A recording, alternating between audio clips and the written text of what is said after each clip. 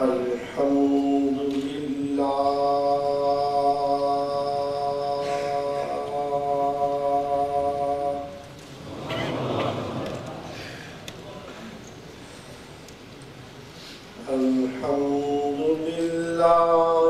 وكفى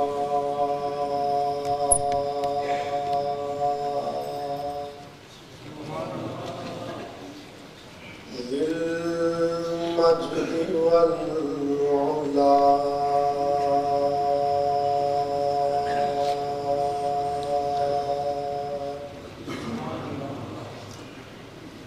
خالق الأرض والسماء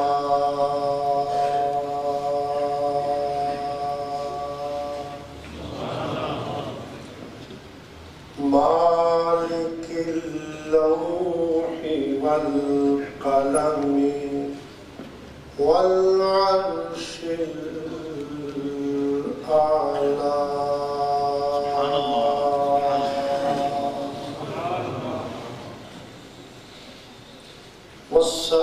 والصلاة والسلام على شمس الضحى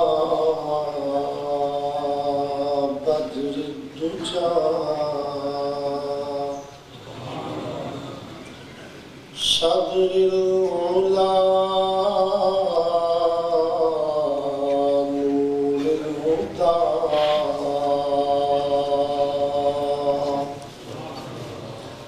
كهف الورى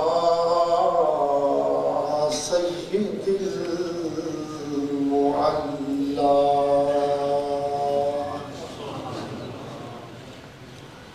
دافع البلاء والقحط والمرض والألم والوباء ومعدد الجود والعطاء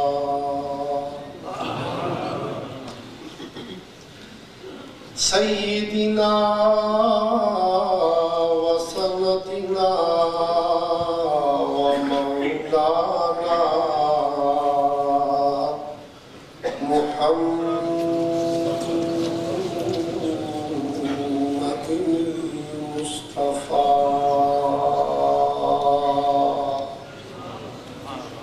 وعلى آله وأصحابه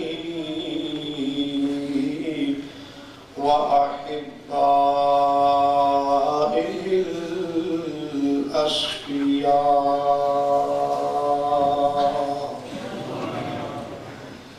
أما بعد فأعوذ بالله من الشيطان الرجيم بسم الله الرحمن الرحيم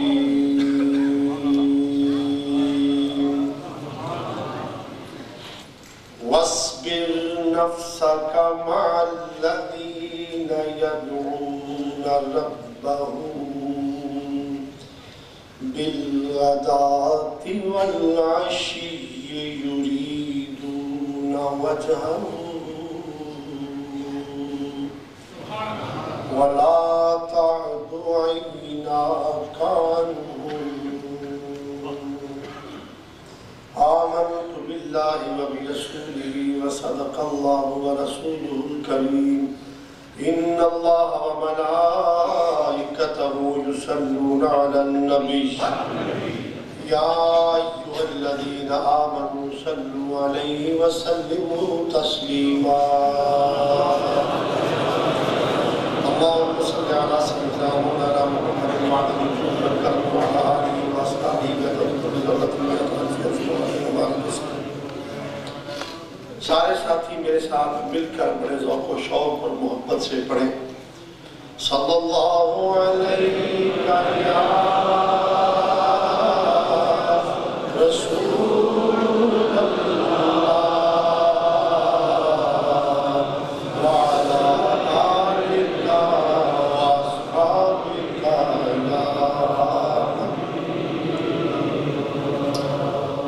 حاضرین، ہم سب سنی ہیں الحمدللہ. سب کہے الحمدللہ.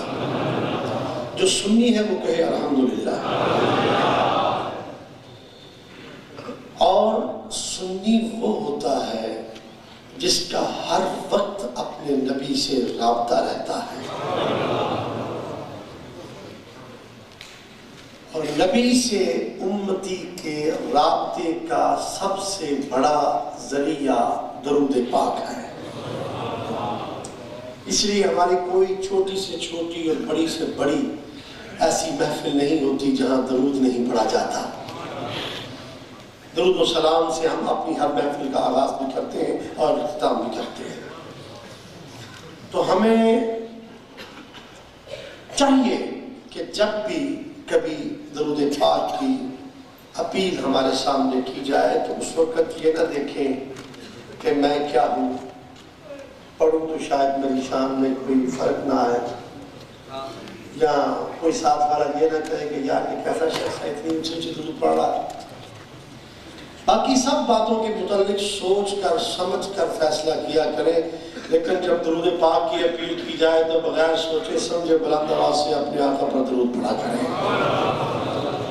اور پھر یہ بھی بات ہے، ہمارا ایمان ہے ہم جب درود پڑھتے ہیں دنیا کے کسی بھی خطے میں ہو، ہمارے آقا ہمارے درود کو خود سنتے ہیں. کیا یہ ایمان ہے یا نہیں؟ اور جیسے ہمارا یہ ایمان ہے کہ ہمارے آقا ہمارے درود کو خود سنتے ہیں، اسی طرح ہمارا یہ بھی ایمان ہے کہ ہمارے آقا ہمیں خود دیکھتے ہیں. یہ بھی ہمارا ایمان ہے. تو اس طرح درود پاک پڑھیں پیار سے، محبت سے، کہ آواز آپ کی مدینے پہنچ جائے اور مدینے والے کی نگاہ آپ تک پہنچ جائے.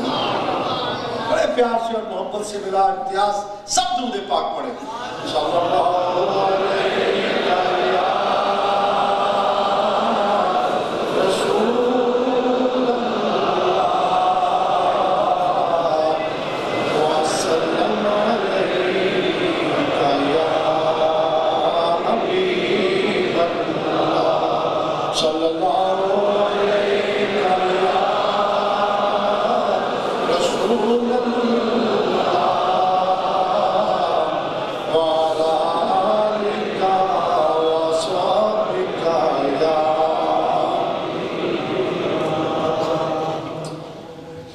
سے پہلے اہل سنت و جماعت کے مایہ ناز علماء کرام نے خطاب فرمایا،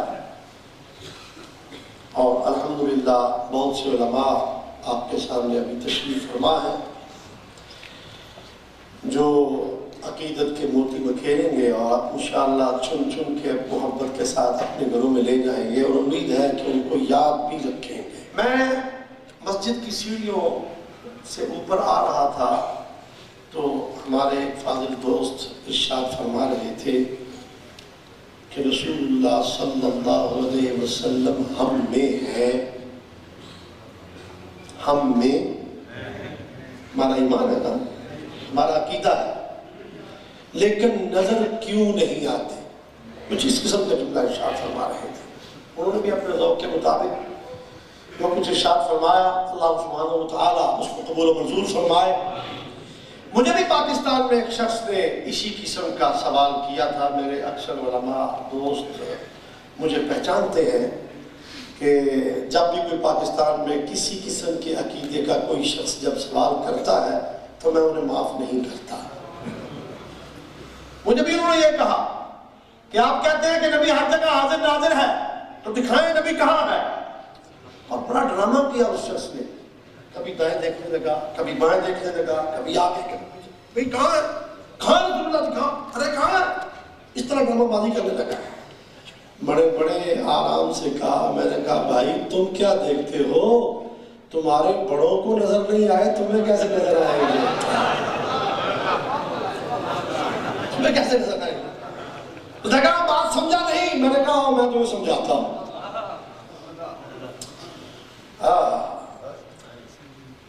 وہ وقت بڑا سہانا وقت تھا جب رسول اللہ صلی اللہ علیہ وسلم کو ہجرت کا حکم ہوا. اے پیارے حبیب، جب وہ آپ کے خلاف مشورہ اپنے گھروں میں کر رہے تھے، میں اس وقت بھی آپ کو ہجرت کا حکم دے سکتا تھا، لیکن اس وقت اس لیے نہیں دیا کہ وہ سمجھیں گے شاید نبی ڈر کے بھاگ گیا۔ اب کیفیت یہ ہے کہ اے نبی، اب کیفیت یہ ہے کہ وہ آپ کے دروازے کے سامنے ننگی تلواریں لے کر نعوذ باللہ آپ کو قتل کرنے کی نیت سے کھڑے ہیں۔ اب آپ ان کے ہوتے ہوئے نکلے تاکہ ان کو پتہ چل جائے نبی اللہ کے حکم سے گیا ہے، تم سے ڈر کے نہیں گیا۔ آقا دو عالم صلی اللہ علیہ وسلم نے ہجرت کا آغاز کرنے کے لیے جب اپنے مکان مقدس کا دروازہ کھولا، بلند آواز سے کہتے ہیں سبحان اللہ، اللہ تعالیٰ ہمیں وہ دروازہ دیکھنے کی بار بار سعادت نصیب فرمائے۔ دروازہ مقدس کھولا، دیکھا دائیں بھی تلواریں لے کر کھڑے ہیں، بائیں بھی تلواریں لے کر کھڑے ہیں۔ میرے آقا صلی اللہ علیہ وآلہ وسلم ان کی موجودگی میں نکل رہے ہیں۔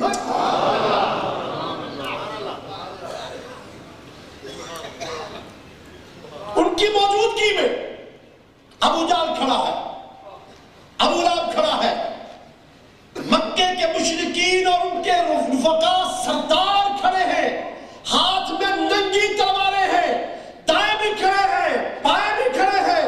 مصطفیٰ کریم ان کے درمیان سے گزر رہے ہیں مگر انہیں نظر نہیں آتے۔ درمیان سے گزر رہے ہو، درمیان سے گزر رہے ہیں، نظر آپ ابو جہل کہے جی کہاں ہے دکھاؤ۔ اگر ابو جہل کو موجود تھے نظر نہیں آئے تو مان لو ابو جہل کی مانوی ذریت کو بھی نظر نہیں آئے، مانوی ذریت کو بھی نظر ہے۔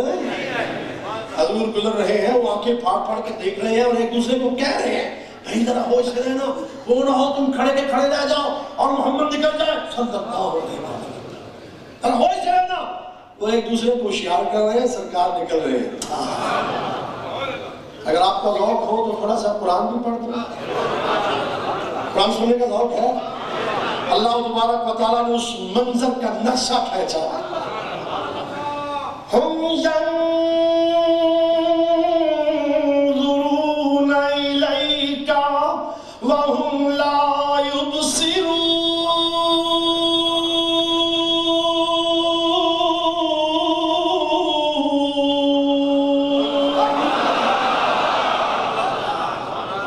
اے محبوب، وہ آنکھیں پھاڑ پھاڑ کر آپ کو دیکھنے کی کوشش کر رہے ہیں مگر دیکھ نہیں سکتے۔ مگر دیکھو، پھر آقا صلی اللہ علیہ وآلہ وسلم نے یہ معاملہ رجسٹرڈ کر دیا۔ جب آپ تشریف لے جانے لگے تو اللہ نے فرمایا محبوب آپ جب چلے جاؤ گے یہ لوگ کہیں گے کہ یہاں سے گزر کے نہیں گئے، مکان کی دیوار پھلانگ کر نعوذ باللہ بھاگ گئے ہوں گے، یہاں سے گزر کے نہیں گئے، تو یا اللہ پھر کیا کروں؟ فرمایا ان بے ایمانوں کے سروں میں تھوڑی تھوڑی مٹی ڈال دو، تھوڑی تھوڑی تھوڑی تھوڑی تھوڑی۔ اس سے یہ بھی پتا چلا کہ وہ سارے ننگے سر تھے، وہ بھی ننگے سر تھے، ان کو جا کے دیکھ لو یہ بھی ننگے سر ہی کھڑے ہوتے ہیں۔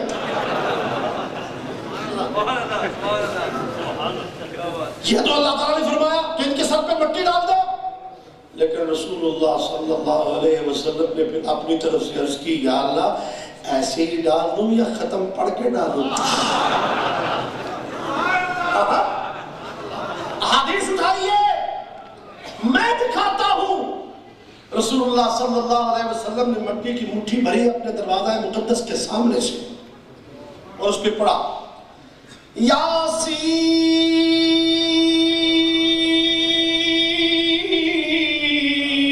والقرآن الحکیم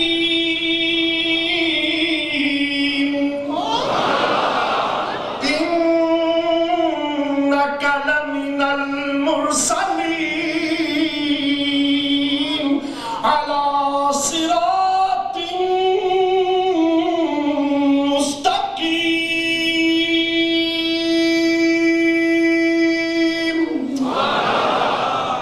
اللہ سے فرمائیں سبحان اللہ، سارے محبت سے بولو، جتنی سرکار سے محبت ہے اتنی زور سے بولو،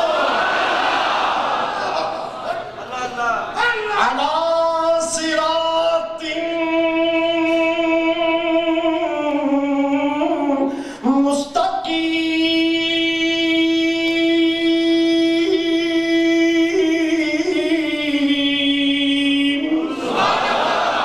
رسول اللہ صلی اللہ علیہ وسلم نے مٹی کی مٹھی بھری اور یاسین کی چند آیتیں پوری یاسین نہیں پڑھی، چند آیتیں پڑھی، دم کیا، ان کے سروں پہ ڈال دی۔ ابھی مصطفیٰ نے چند آیتیں پڑھی ہیں، 1400 سال ہو گئے انہیں تڑپتے ہوئے، 1400 سال ہو گئے انہیں تڑپتے ہوئے، ابھی چند آیتیں پڑھی، چند آیتیں پڑھی ہیں، چند آیتیں اب تک چند آیتیں ابھی پڑھی ہیں، اور ہمیں اسی لیے تو یہ آج تک چلتے آتے نہیں جی یہ دم کچھ نہیں ہے، یہ حرام ہے، یہ شرک ہے، یہ بدعت ہے۔ کیوں؟ ان کو پتا ہے ہمارے بڑوں کو بھی لے بیٹھا ہے تو یہ دم ہی لے بیٹھا ہے،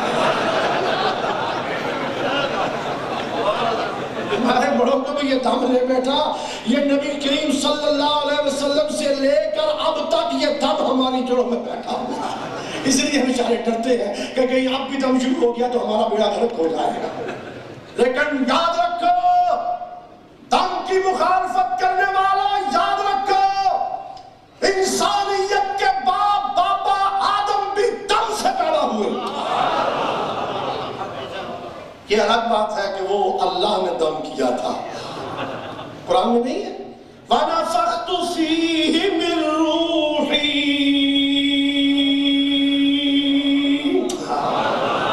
اللہ فرماتا ہے میں نے آدم علیہ السلام کا مجسمہ بنا کر اس میں پھونکا، روح پھونکی۔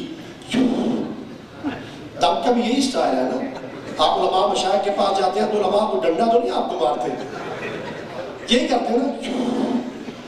اسی طرح اللہ نے آپ کے باپ کو پیدا کیا، اگر دم کی مخالفت کرنی ہے تو پھر ابا اپنا کوئی اور ڈھونڈ لو، یہ تو دم سے پیدا ہوا ہے۔ آقا دو عالم صلی اللہ علیہ وسلم موجود تھے، موجود، مگر ابو جہل کو نظر، گھر میں حضرت علی کو نظر آئے، گھر میں جب تھے تو حضرت علی کو نظر آئے، اور جب وہ رستہ طے کر کے صدیق اکبر رضی اللہ تعالیٰ عنہ کے مقام کو شرف بخشا، ابو بکر کو بھی نظر آئے، لیکن ابو جہل کو بھی نظر نہیں آئے، ابو لہب کو بھی نظر نہیں آئے۔ ارے رسول اللہ حاضر ناظر ہے، لیکن ابو جہل کی ذریت کو نظر نہیں آئیں گے۔ اگر ان کو دیکھنا چاہتا ہے یا علی کی آنکھ لا یا ابو بکر کی آنکھ لا۔ بہت کچھ اس پہ کہا جا سکتا ہے، لیکن میں قرآن کریم کی ایک آیت جو خطبے کے ساتھ تلاوت کرنے کا شرف حاصل کر چکا ہوں، اس میں بھی حضور علیہ السلام کے حاضر ناظر کا بیان ہے۔ میں چاہتا ہوں اس کا مختصر سا ترجمہ کر دوں۔ اللہ تبارک و تعالیٰ نے فرمایا وَاصْبِرْ نَفْسَكَ مَعَ الَّذِينَ يَدْعُونَ رَبَّهُمْ بِالْغَدَاةِ وَالْعَشِيِّ۔ مدینہ منورہ میں ایک نجدی میرے قابو آ گیا، بہت ڈرتے ہیں الحمدللہ، پاکستانی نجدی الحمدللہ سارے ڈرتے ہیں، سامنے آنے کی جرت کوئی نہیں کرتا۔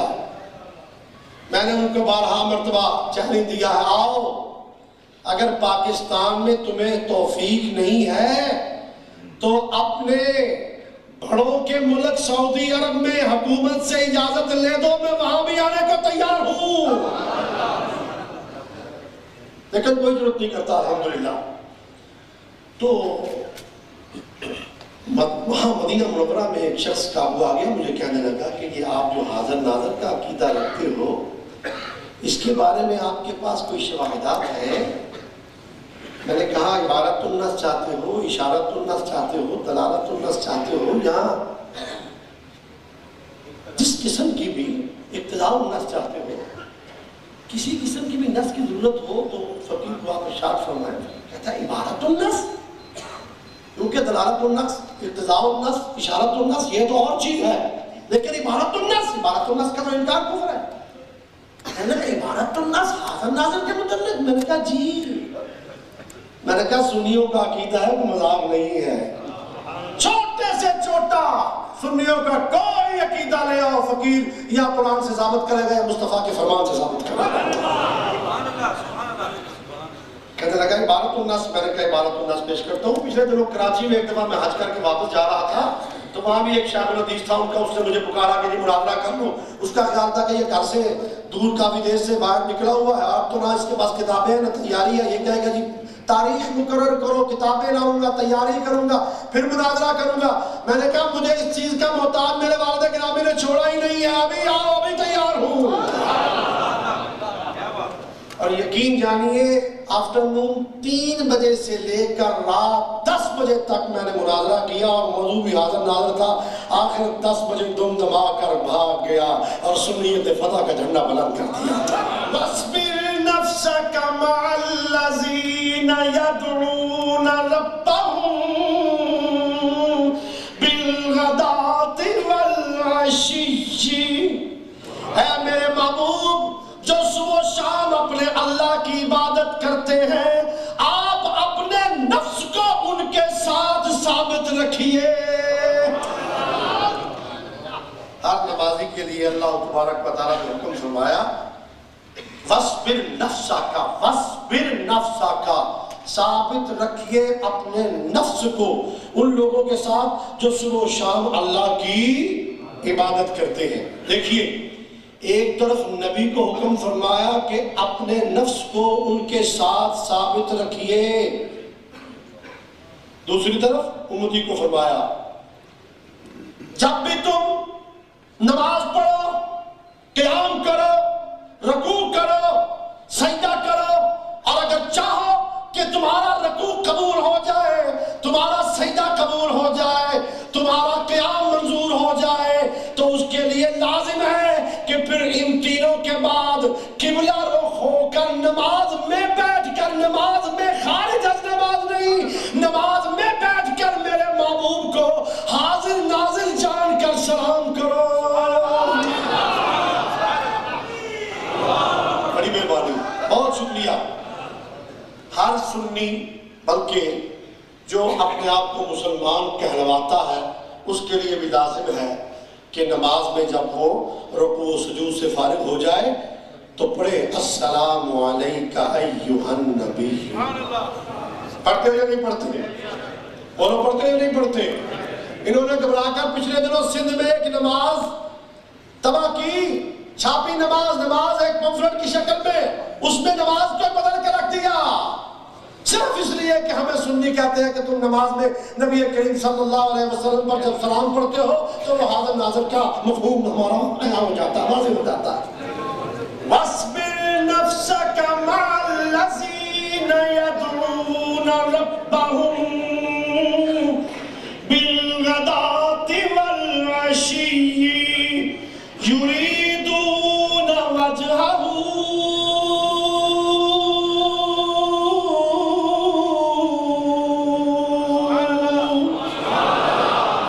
وَلَا تَعْدُ عَيْنَاكَ عَنْهُمْ۔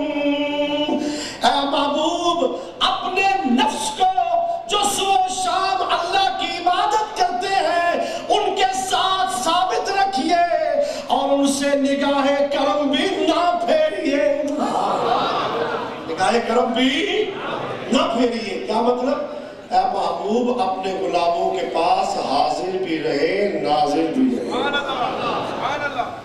پوری دنیا نزدیت کا میرا چیلنج ہے، کوئی مائی کرا لائے۔ حضور بات یہ کہتے ہیں، تانے دیتی ہے جی سنی تو شعر پڑھتے ہیں، ان کے عقائد شعروں سے ثابت ہے۔ ارے ہاں ہم شعر پڑھتے ہیں، لیکن شعر ہمارا ذوق ہے، قرآن ہمارا ایمان ہے۔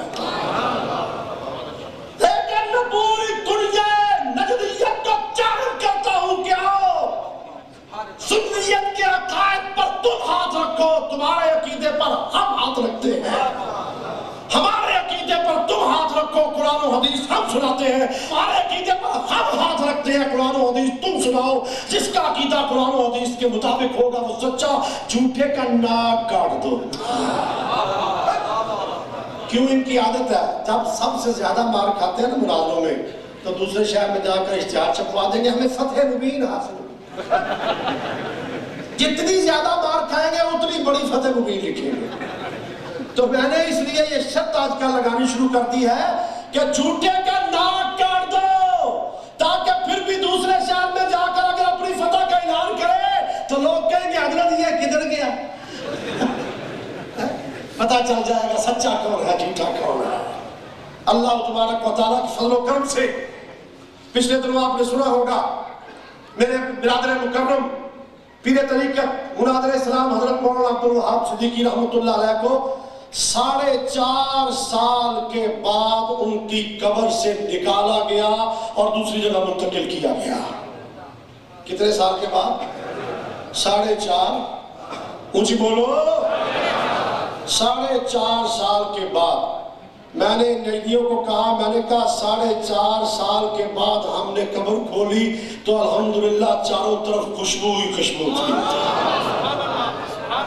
میں نے کہا تم صرف اپنا 4.5 دن کا مرا ہوا نکال کے دکھا دو، 4.5 دن کا 4.5 دن کا مرا ہوا نکال کے دکھا دو، پتہ چل جائے گا سچا کون ہے جھوٹا کون ہے۔ میں جب پاکستان میں تھا پچھلے دنوں تو پنڈی میں انہوں نے چیلنج کیا، کہنے لگے جی مناظرہ تو ہم ان سے نہیں کر سکتے، ان کو کہو ہم سے مباہلہ کر لیں۔ میں نے کہا مباہلہ تو ہو چکا ہوا ہے۔ کہنے لگے جی کیسے؟ میں نے کہا ابھی غلام خان کی قبر کھولو پتہ چل جائے گا، ابھی غلام خان کی قبر کھولو پتہ چل جائے گا، اگر اندر سے صورت نکلی اچھی تو ہم مان جائیں گے، اور اگر پہچانا ہی نہ گیا کہ اندر غلام خان ہے یا کوئی اور شخصیت ہے۔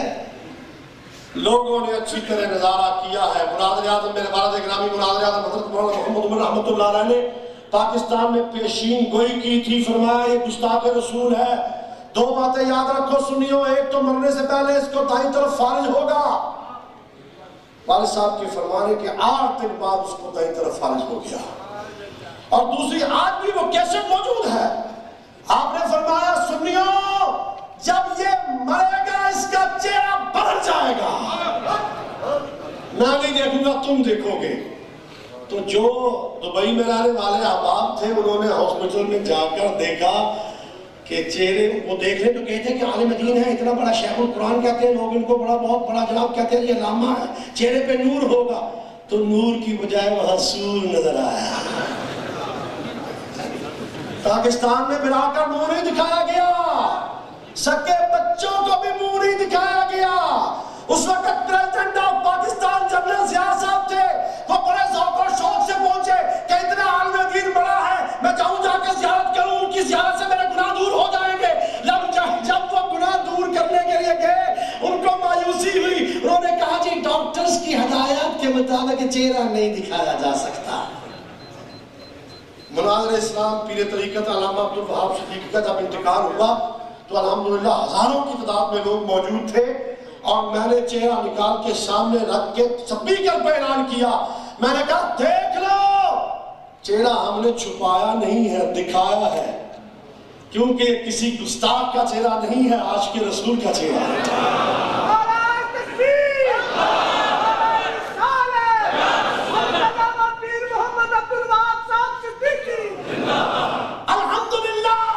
سنیوں کے جتنے علماء جاتے ہیں چہرہ دکھا کے جاتے ہیں، اور ان کے جاتے ہیں تو چہرہ چھپا کے جاتے ہیں۔ کیوں؟ اس لیے کہ رسول اللہ صلی اللہ علیہ وسلم کی رحمت کا ہم پہ سایہ ہے۔